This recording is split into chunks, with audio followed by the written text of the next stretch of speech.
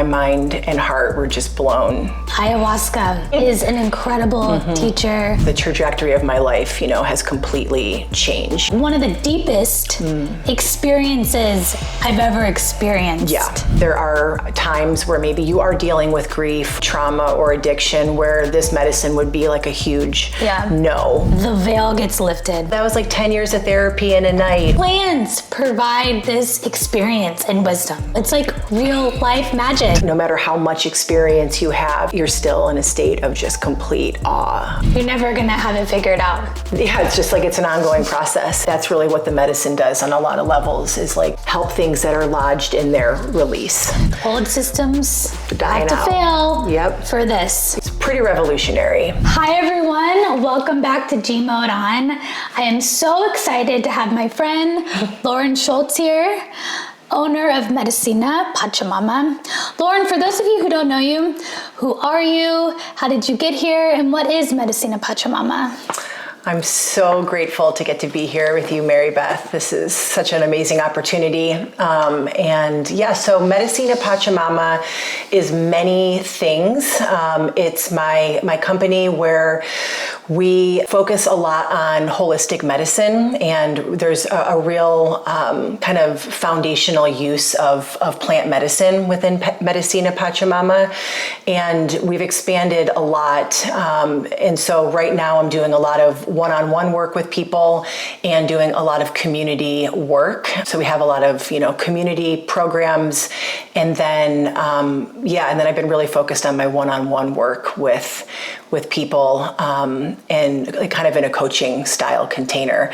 When Medicina Pachamama started, it was really focused on botanical medicine, and I've studied herbalism for many years, and so it was more focused on products, botanical products, and now I'm just using those really as allies for my coaching clients and really focusing more on that one-on-one work, which is awesome. Because I remember years ago when vending. you had, vending, Totally. when you had all these amazing textiles from Peru and pillows and rugs and different products. How did you transform your company from that to where it is now? It just has felt like a natural progression and flow on my journey. And it's funny that you mentioned that, because I can remember my booth and all the flowers, and I actually just went to Peru and kind of re-upped on all of those things with all these beautiful people that I work with down there. But really, I feel like the work just morphed over time as my relationship with master plant teachers became more focal in my life. And I started to really notice, as it was becoming more popular, that there wasn't really spaces for people to be intentional in their prep and their integration work. And so I really started to posture myself in ways to support people in those spaces, and then kind of back off a little bit on the actual making of products and really focus more on the one-on-one work and the group work within the containers, if that makes sense. So what are these master plants that you're referring to? I mean, the main teacher that I've really worked with intimately for, almost 15 years now is Ayahuasca. She's been a strong ally of mine. And if I, were to look back in my life, I would never have really imagined the level of depth that I am at with her, and just how focal, she is in my life. So it's pretty remarkable. And then I also work with San Pedro. But I would say, working with ayahuasca has been, I've been a student of hers for quite some time now. So take us back. How did that whole journey with plant medicine start? I was at an interesting crossroads of my life, and had just left Colorado and just had finished studying at a couple different schools focused on herbal medicine. And really I got invited into a circle from a really close friend. And I didn't have a lot of kind of understanding of all the dynamic nature of the medicine, but there was a really strong, full body yes to having an experience. And after sitting with that medicine for the first time, I mean, my mind and heart were just blown wide open. Yeah. And it really quickly became something that was really clear that I wanted to go deeper on. And I had an opportunity to go to Peru like right around that time. So it was pretty quick after my first experience. And I was working for a nonprofit in Nicaragua focused on working in clinical herbal medicine. And the opportunity to work with my teacher came up, and it was just a full body yes and undeniable draw to do that. So I actually turned down the position and ended up going and spending a bunch of time in Peru and fell in love with the country and even deeper, with the medicine. But it was like I had come home. Like it was like, oh, this is like familiar to me. The country itself and the land, and it just, progressed in a lot of ways from there. Wow. Ayahuasca is an incredible teacher. Definitely has shaped my life in so many ways, so many profound ways. An incredible teacher, San Pedro, an incredible teacher. How do you feel that Peru and these medicines have shaped your life?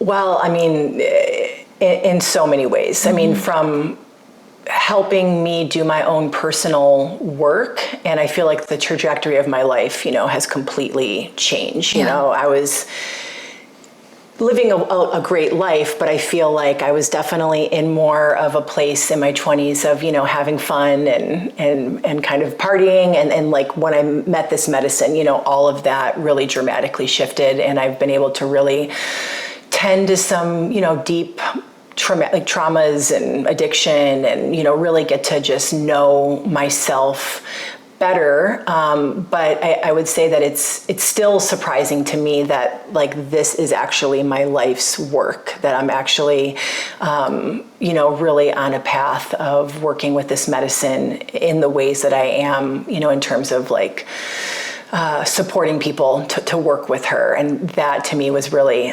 surprising. So I feel like, we have quite a deep relationship. Yeah. Does that make sense? Yeah, definitely makes sense. I feel the same way. I don't feel called to guide or teach or help with integration. I mean, I do on some levels. Totally. I feel that. I think we all do once we start working with the medicine. But I feel that medicine has helped me truly step into my best and highest self. Totally. I mean, there are endless tools, incredible tools, but plant medicine, especially ayahuasca for me, has truly helped me look at myself and my soul and my shadows and all areas within myself in ways that I'm not sure if I can otherwise. No, she has a unique capacity to like, I think she gets a lot of credit and really supports people in healing and trauma resolution and like, working with limiting beliefs and core wounding in a really efficient way, but also in just helping people just remember the essence of who they are and crystallize their vision and know that we all carry a very unique medicine bundle, and to like give us the confidence to actually like share that with the world, which is really unique. To me, it's so hard to put into words. Totally. I feel like it is one of the deepest experiences I've ever experienced. Yeah. The deepest, most aligned, most life-changing experiences that I've had. I mean, labor and all of those things, well, those of course, they're ceremonial as well. Exactly. Ceremonial. Last episode, we were just talking about that. Yep. Super sacred, super ceremonial.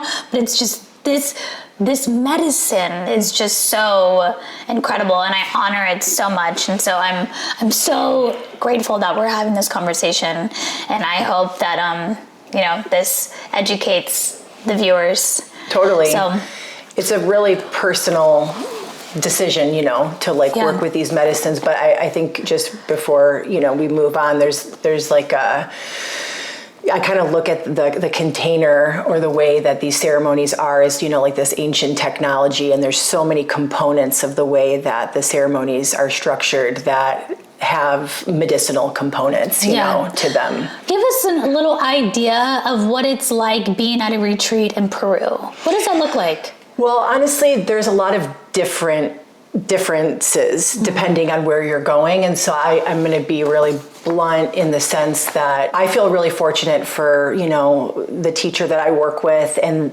everyone I think needs something a little bit different. And so there's some spaces that I feel like, are kind of more elaborate retreat centers. And so that provides a kind of a particular experience. But, for me, my teacher, it feels more of like a home vibe, where there isn't, as much of that, I don't know if this is going to land with some people, but like, it's not like the ayahuasca tourism, which is like happening a lot right now.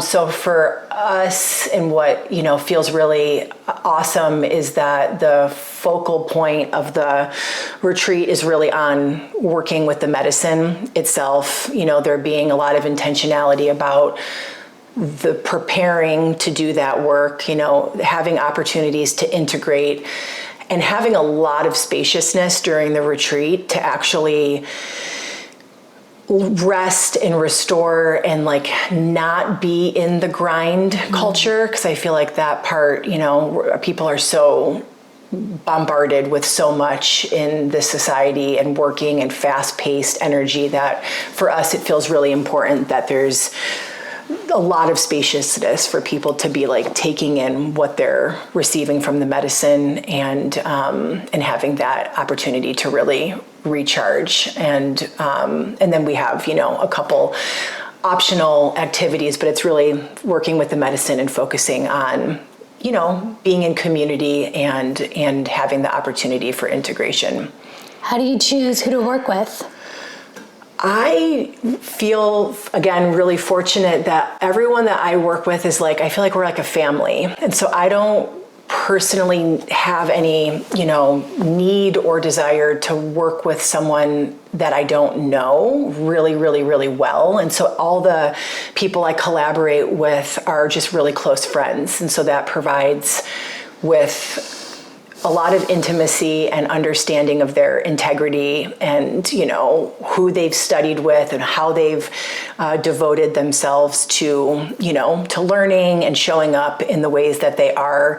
And so I feel really fortunate that that's the kind of way that I work with people, is on that level. Okay. So say there's somebody, a viewer watching, they are feeling really inspired, or, they've heard of ayahuasca, but they don't know anybody that is sat in ceremony. They don't know where to find, they don't have a connection. They don't have the resources. How do you find a trustworthy person, facilitator, guide, shaman to sit with?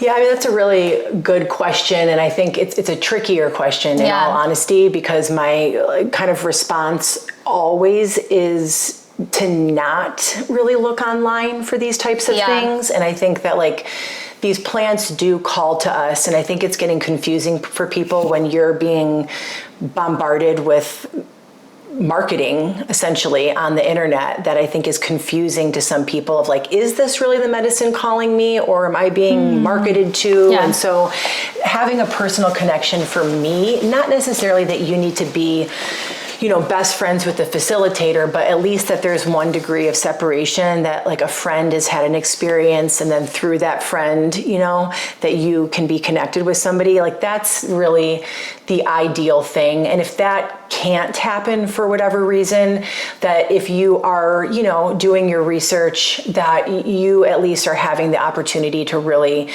have conversations with the people that you're potentially going to work with, and can really trust in your own body's kind of guidance around if this person is aligned, and asking a lot of questions, to be understanding of what lineage they work with, and how they've shown up in life, and how they've studied.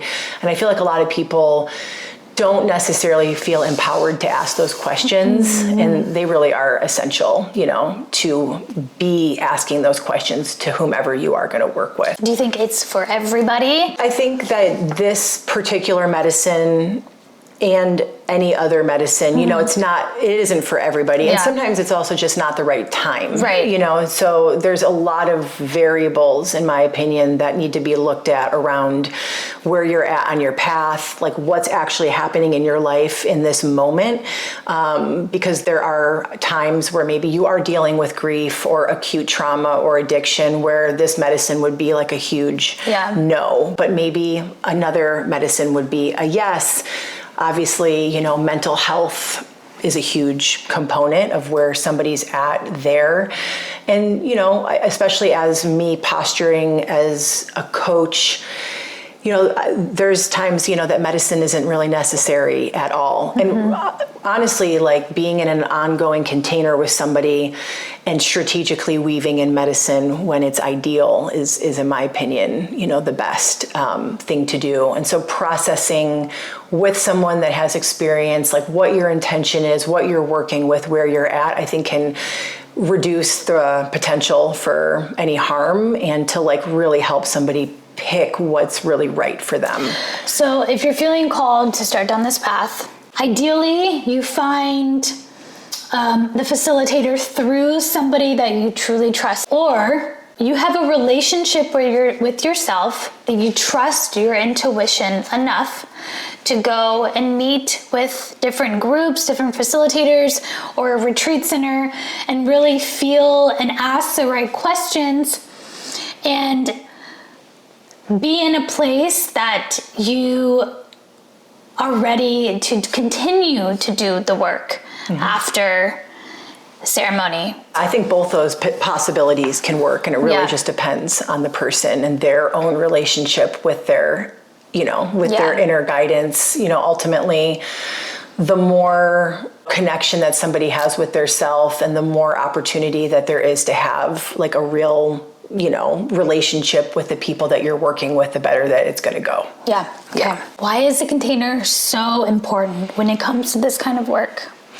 Well, ultimately, if you look at a container, it's something that can hold. And so in this work, because there is, the potential for a lot to come up, the circumstances that you're in, the space, the set and setting, the facilitator's capacity. There's so many different components of the container, the helpers, how you're being prepared on the front end, what support is there after. All of that is going to allow you to really be able to go within. And, people can say, oh, this is a safe place, but really safety is something that's felt. You feel when you go into something, if that really is true or not in your body. And so if those parameters and circumstances are there that really provide that felt sense of safety, then you can really drop in and do the work that you are meant to do, or have the playful experience that you're meant to have. But if the container's not stable,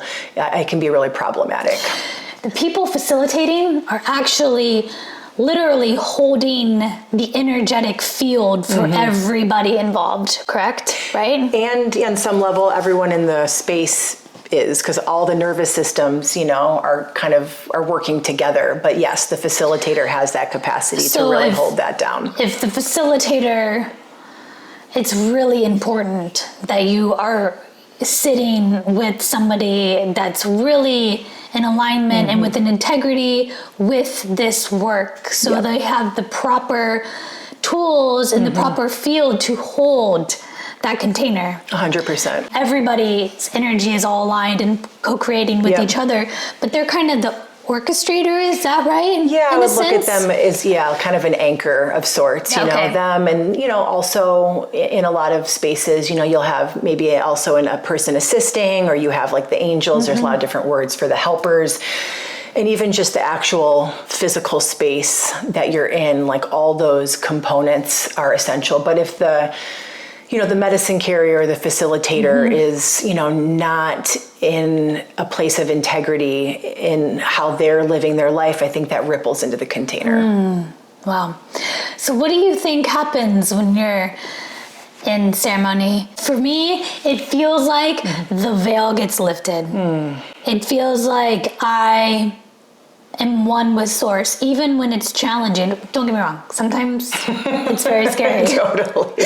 But at some point throughout the night, I feel like I am in full alignment with source, that I can just fully receive and understand life and myself and all of its beauty and unconditional love. And then while still like reflecting and learning, like what is happening? What's happening? Man, I think that, that's a funny question, because, and a lot of people will ask me that, like in the intake process, like, what's it going to be like? And it's such a dynamic process. And I love the way of looking at it as kind of like a bio-individual experience. That's where like the mystery, I think, comes in, and the inherent wisdom of these plants to be able to like really meet you where you're at and provide what you need to hear in the way that you need to hear it. And it feels like often there's like, some people will say like, oh, that was like 10 years of therapy in a night, or there's like 10 to 100 different nights that happened within one. There's so much going on a somatic level, like in the medicine working with your nervous system, and then, the emotional, spiritual, being able to really connect with spirit, the downloads. I mean, it's such a dynamic process that it is difficult to really articulate into words, which is why, there's other ways that I think, and that's where integration comes in, of like being with the experience, because words are limited, Absolutely. I started getting emotional for some reason. I'm just like, it's intense. It's so... I just want to add this. It's so amazing that plants provide this experience and wisdom. Yep. And beauty.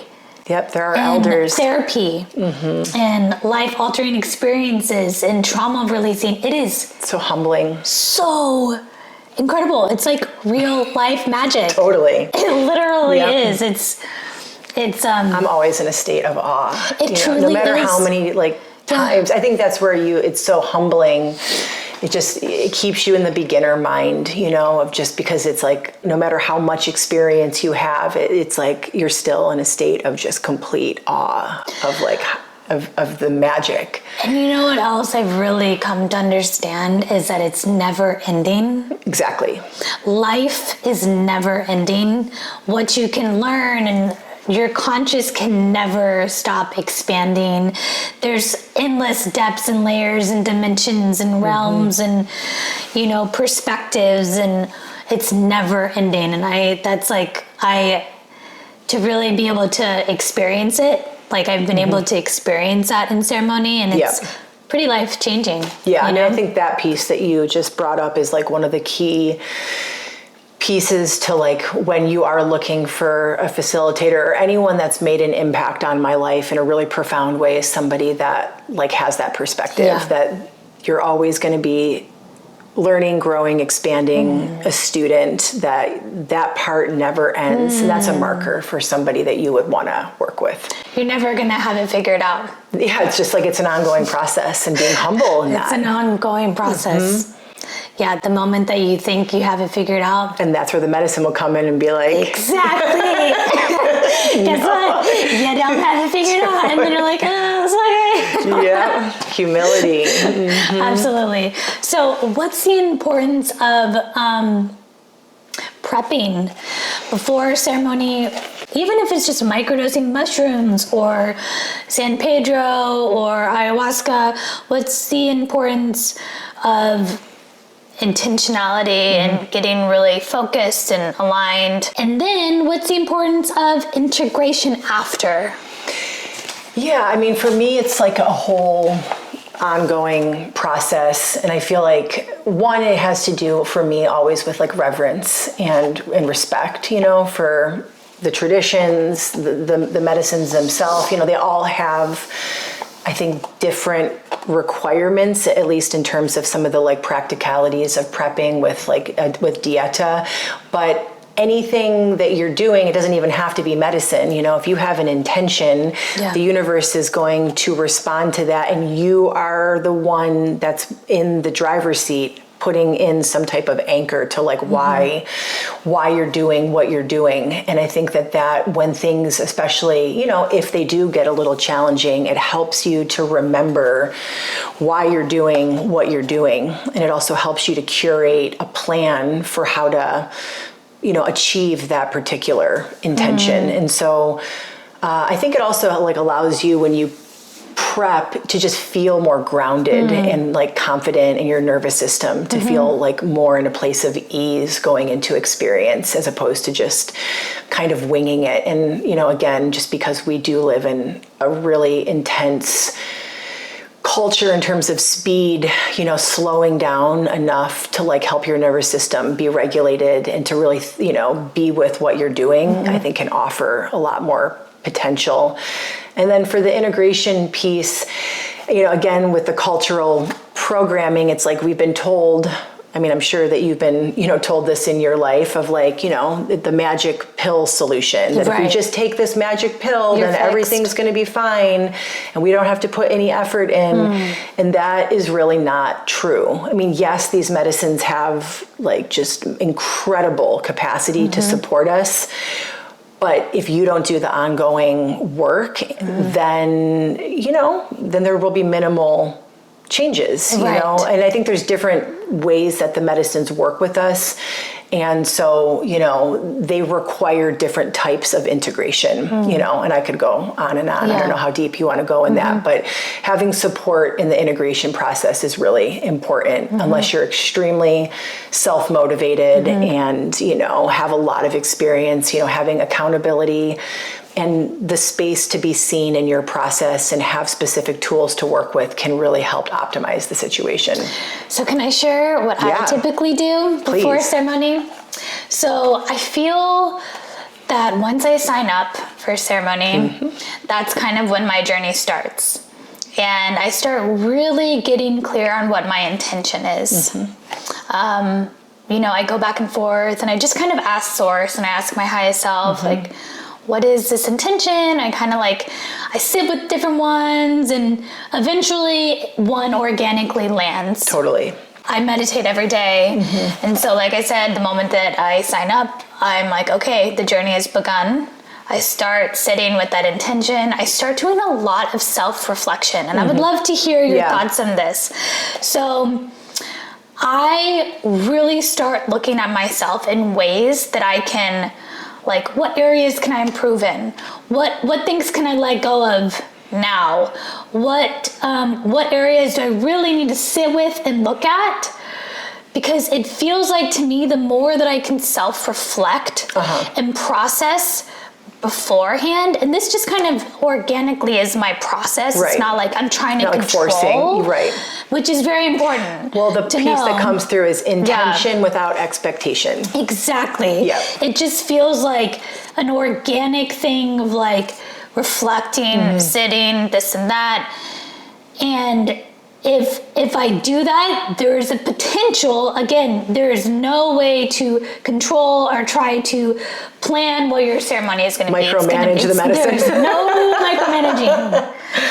But it does seem like that, and I may have gotten this reflection in ceremony too, that if I can do this prior work and get to a place of really looking at myself and honoring myself and, being real with myself while I'm there, I'm able to experience more of like a place of oneness and an enlightenment and alignment. It's like, okay, do the work prior.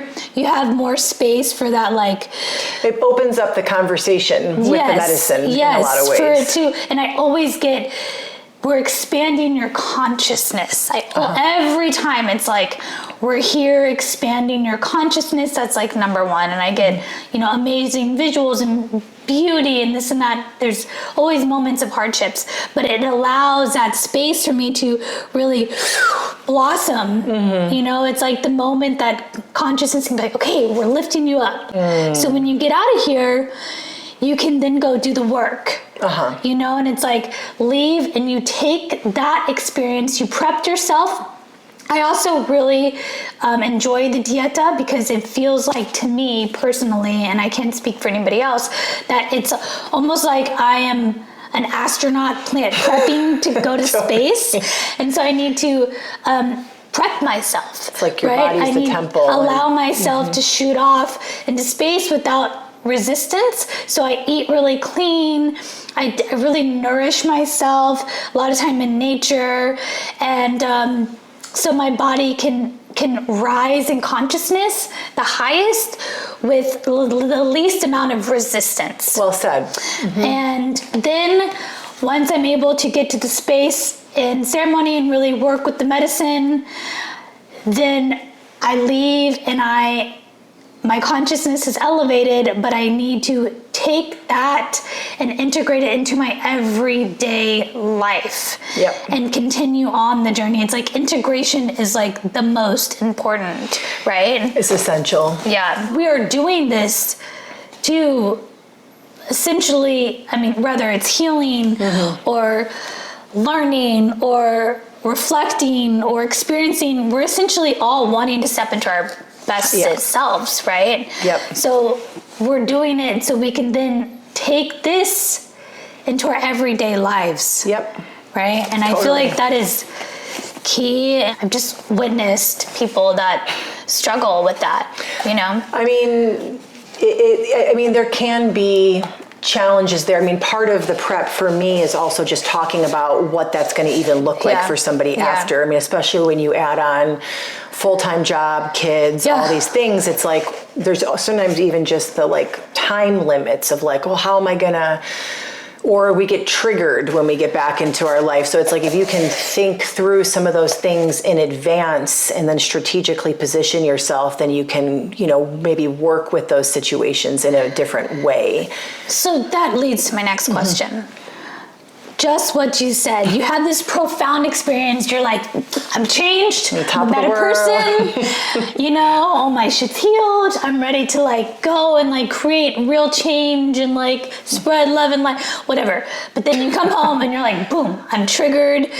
My work, this, that. How can you take that experience and use it into your everyday life when you're triggered? It's really intentionality and discipline and and strategy. And ultimately, I think the biggest theme that comes up for me in working with people is like slowing down enough to be able to, you know, be in the driver's seat and to be able to react from a place where you're not, where you're in control and you're not just in a reactive place. And so, you know, there's, I think, a lot of different ways that you can posture yourself to intentionally, you know, work with the content from the weekend, you know, whether that's like going to a community integration circle or working with a coach or, you know, art, dance.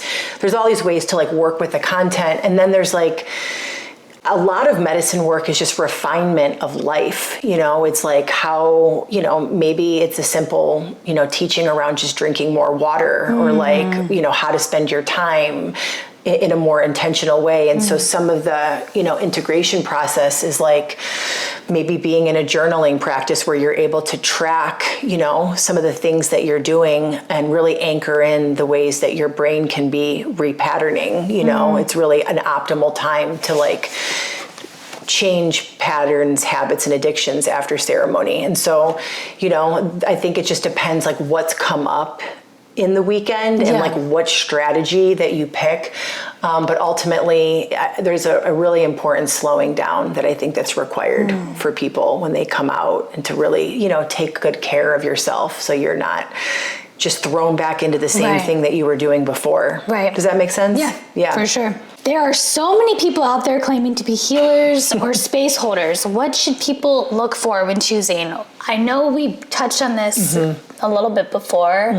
Can we go a little bit deeper? Because I think it's really important. There are a lot of people claiming to be shamans and are serving medicine. And I think that's potentially really dangerous. It's extremely alarming. I mean, that is why I actually have postured myself in the way of, being an ally for people in just like in discerning these things, and having spaces, to come to, be in community.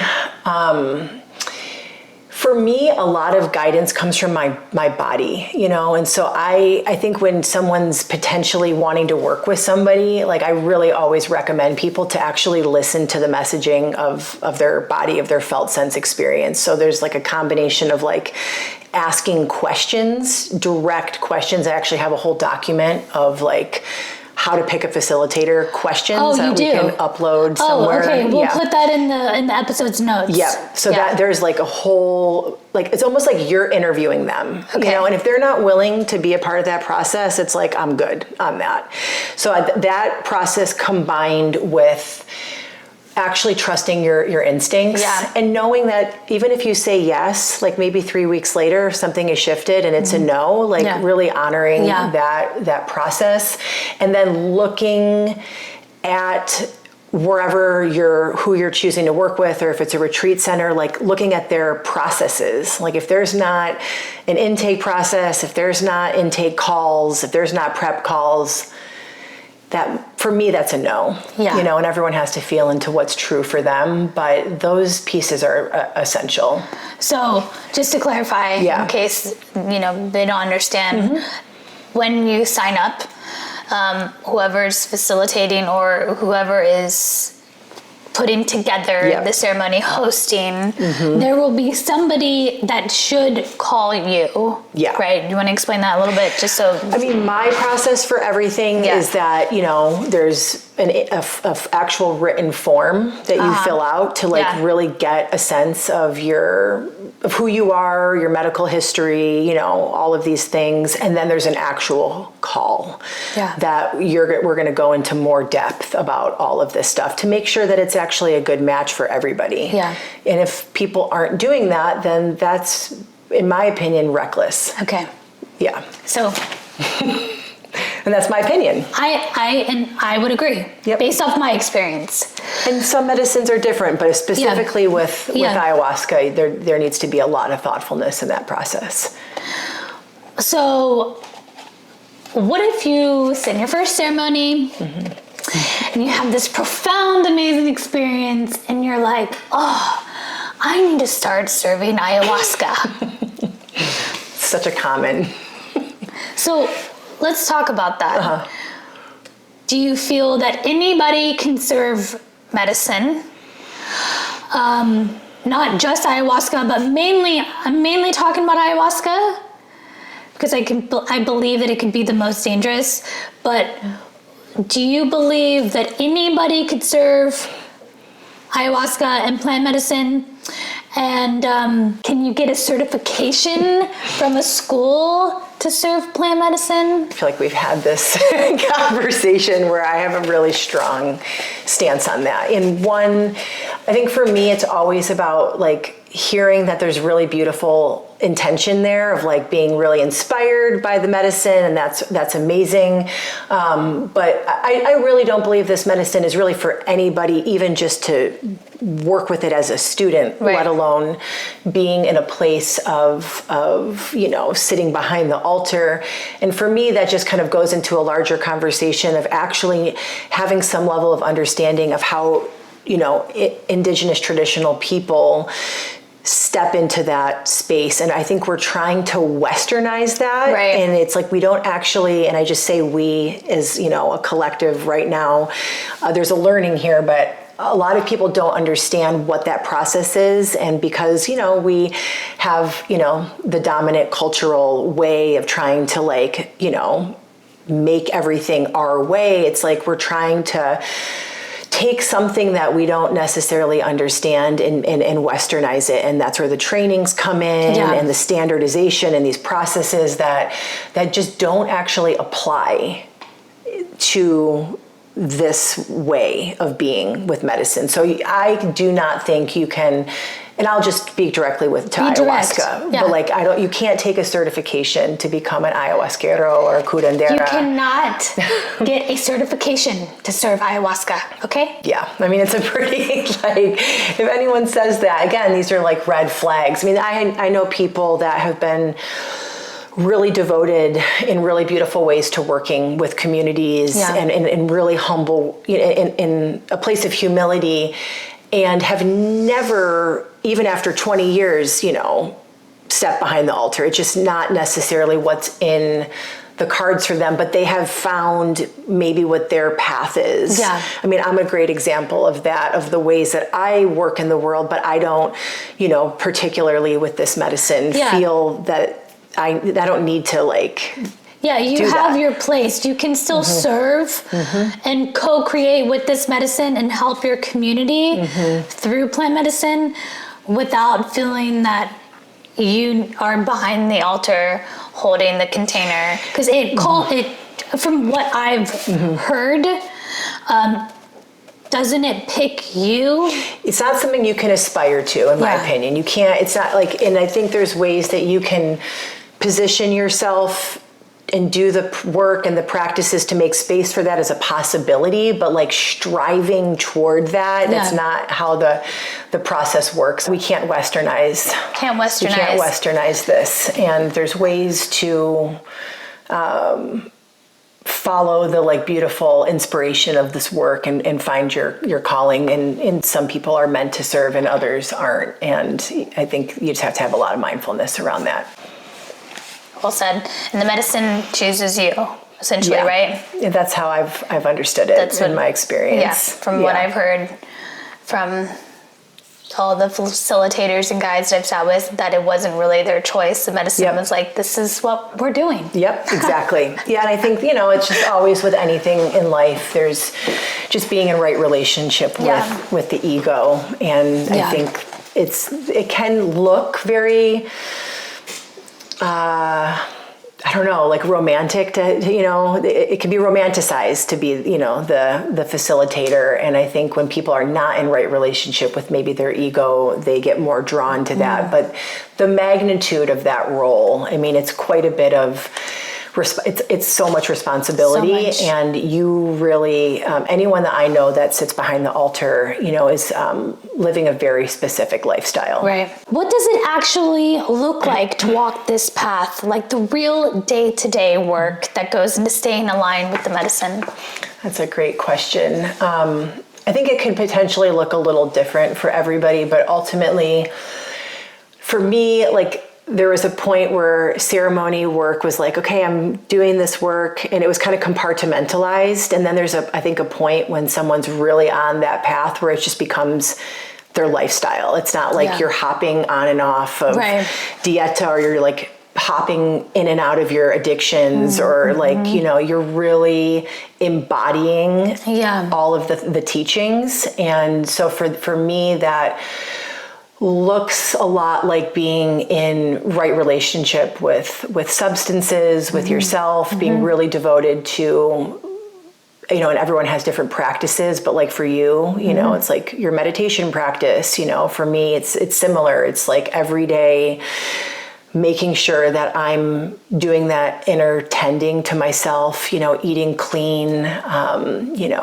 taking really good care of my kids, and doing the ongoing inner work. And so for me, that's always having, my relationship with my mentors and my teachers, and staying really aware of myself and my process. And so that to me is what is required, to be on this path. It's not something you push pause on at your convenience, or, consistency. Beautiful. Yeah. What kinds of shifts or transformation have you witnessed in people that you've worked with? Yeah, I feel like I've had a really unique vantage point because of what I do. And I've literally, at this point, probably had the privilege to bear witness to in the thousands of people, working with medicine and in the coaching space. And so it's a really wide range of things, from transformations around how trauma has impacted people, trauma resolution, addiction, a lot of stuff around addiction. And addiction is so many things. It doesn't always have to be like the severe end of addiction, but there's a huge theme of addiction in our society. A lot of beauty around people just remembering who they are, and kind of stripping away the programming of what they've been told that they should be, and really coming into right relationship with themselves and what they want to do in life, and actually having the confidence to do what you're doing. Like, you're following your life's path, and you're sharing your medicine with the world. And that's scary, for a lot of people. And so a lot of work around life purpose, confidence, stuff like that. Amazing. Yeah. Spectacular to watch. It is. It's crazy. Yeah. It's amazing. Outside of Peru, you offer coaching, herbal support, and you also hold workshops and community gatherings. Can you talk about why you believe community itself is such a powerful part of the healing process? Yeah, I think I came to understanding of the value of community through being a part of this ancient technology of these ceremony spaces. And it's for me, I had never received what I received from being held in a container like that. And the reflection that I ongoing get from people is yes, the medicine, obviously is so potent and beautiful, but that people just are starved for real, actual connection. And there's this illusion and false sense that we're so connected now, because of the internet and social media, but really people are very isolated and really disconnected. And so to be in a place where people go super deep together and then are actually showing up for each other is it's pretty revolutionary. So that's a really central part of Soil and Stars, is the effort to really be in real community together. That's a very medicinal part of this work. Yeah, becoming vulnerable and letting your guard down and doing what you just said, that deep inner work with your community and with strangers is extremely bonding. Yeah.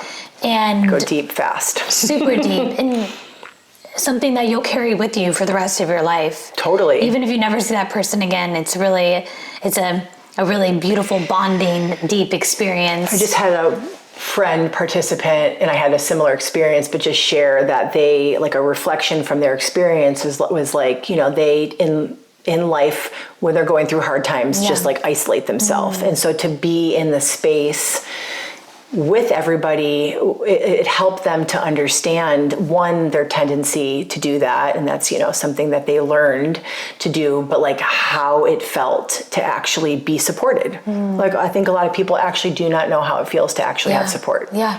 How does your coaching and herbalism session support people in their everyday healing journey? Yeah, I mean, now I would say the herbalism piece is kind of just a component that I can weave in, if someone's working with stuff, I can formulate something to really meet their unique needs. But I look at all of that work, as, again, I use the word bio-individual, of just really, we're all different. We're all at different points on our path. And so it's meeting somebody where they're at, and I weave in, coaching, my work with Gabor Mate, somatic practices, mentorship to really, help someone, be with. For me, it's all about being with, feeling more, expanding the capacity to work with what's coming up or what's holding someone back, or helping to crystallize the vision, and then, infusing in, the tools that will be supportive in that process. And, the herbalism is kind of just one little piece that that I weave in, flower essences, tinctures. Yep. Your amazing tinctures. Yeah. What do you think is the most helpful transformative tool that you offer? Or that, not even that you offer, that somebody can do or practice or use on a day-to-day? I mean, I've always been somebody who's really like loved the process of talking, but I feel like in my working with medicine and then studying with different really incredible people, I feel like now I'm really leaning into like somatics. And this is where people get kind of blown away too with the medicine of just trying to slow down enough to really hear what the body has to communicate. Can you explain what's somatic? What do you mean? What is somatic? Yeah, so it's working with the soma, which is working with the body. And so we have, again, been really disconnected and conditioned to like live in our head.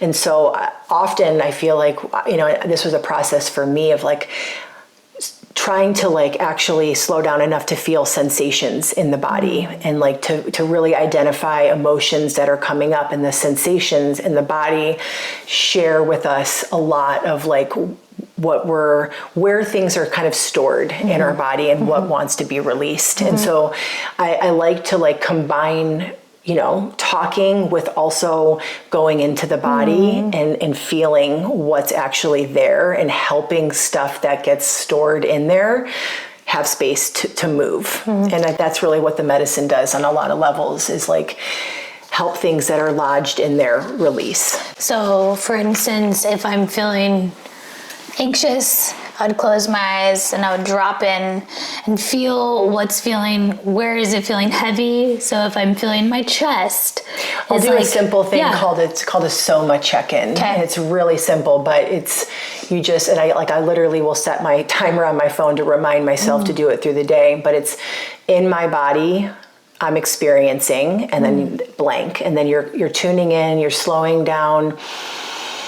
You're feeling what sensations you're feeling. And so I actually have a whole sheet of just like sensations, because it's like, maybe it's tingling, maybe it's, tightness in your chest, maybe it's cold.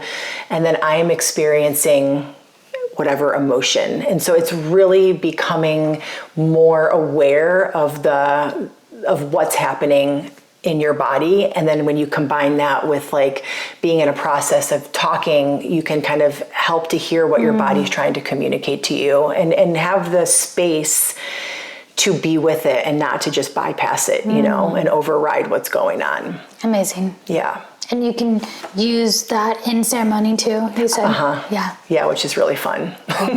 Totally. For someone who's curious but not ready to explore plant medicine directly, would working with you through coaching or community events be a good place to start? And why? I think, again, it's just going back to that awareness that like medicine is a tool. We don't necessarily always need that, and so for me, I love the term like building out your life team, of like having this team of people that you've curated that are, your ND or your functional medicine practitioner, I have a mentor, your coach. It's important to like be able to lean into these people at different times of your life. And, sometimes it is working with somebody like myself that can help, either crystallize things that you're wanting to achieve or work through, and then determine actually if medicine is even necessary in that process. Yeah. And so I think just having those conversations with somebody can really make that clear if that's needed or not, and then picking the actual strategic time to work with that. As a woman in this space, how do you approach leadership? What does it look like to lead from a grounded feminine place? Yeah, I love that inquiry. I've been really sitting with that in the way of like, for me, it's like having a lot of people be on board as leaders, and it not being just like one person doing everything and calling all the shots. So for me, it's like, it's having a team of people and helping to, or noticing what people's gifts are, and then inviting them to step into those spaces where they can shine, and it being more of a collective effort as opposed to like, other styles where it's like one person does all the things and they're in charge and they know everything. For me, that feels really outdated. Yeah, I agree. I love that. Yeah, so just knowing your gifts, knowing each person's gifts. A true leader helps see other people's gifts and invite them into leadership. Yes. That's, for me, the way that my teacher works. And it's really empowering for people to like be seen and then to like step into those places where they can actually share. This is the new way. It is. It's collaboration.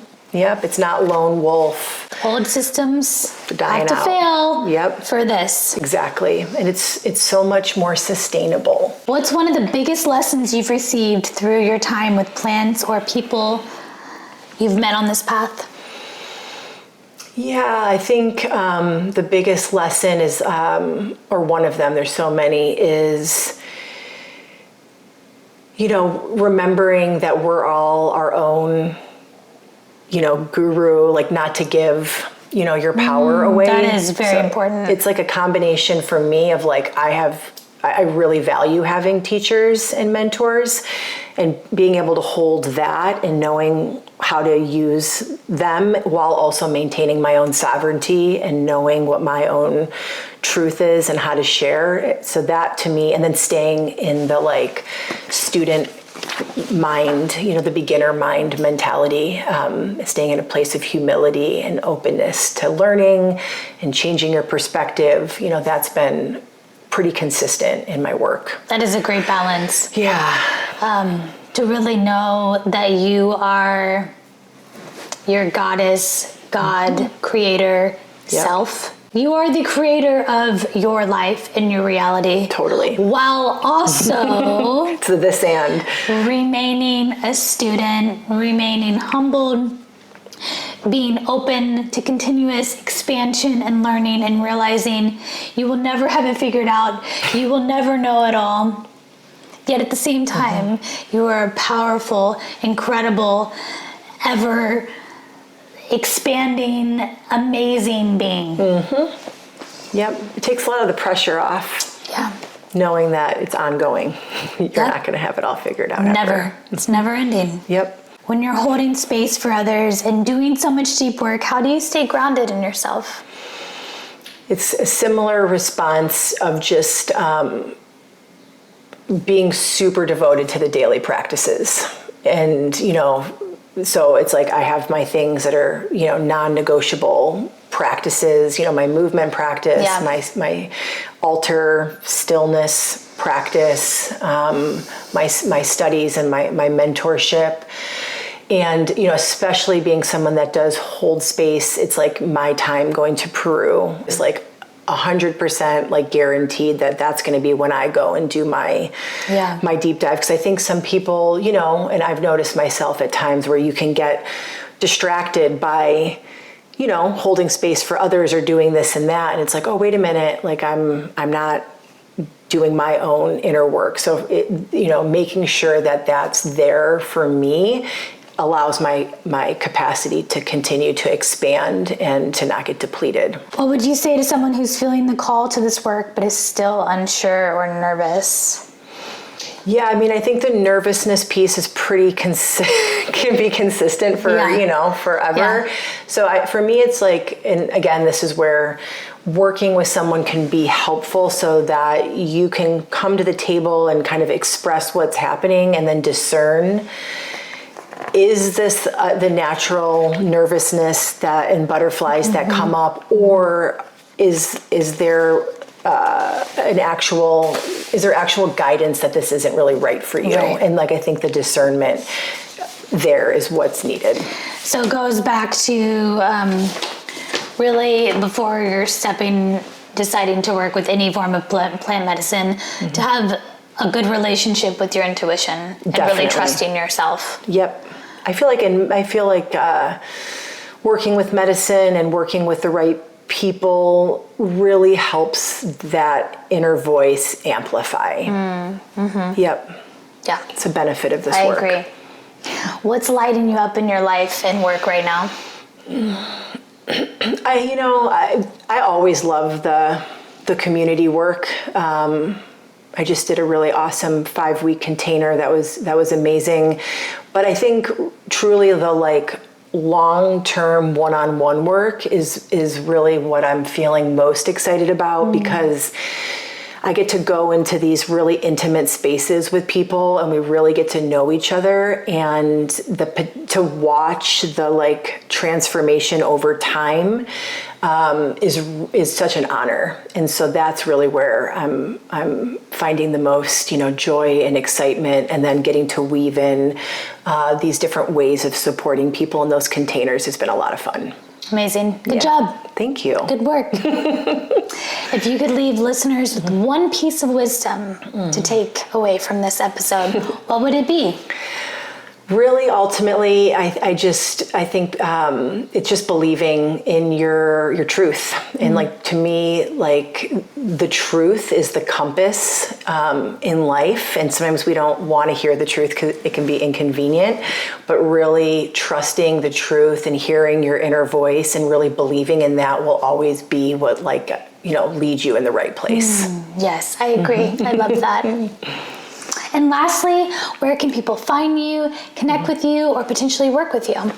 Medicina Pachamama is my handle, website, Instagram, all of that good stuff. And you can find me there. We'll put that in the episode's notes. Thank you so much. I had such a good so time. much, I'm so inspired by you. Yes. Doing good work in the world. Thank you. Sorry if that messed up the noise for you guys. Well, I hope that this was an educational episode for you guys. Thanks so much for tuning in. See you next time. Peace.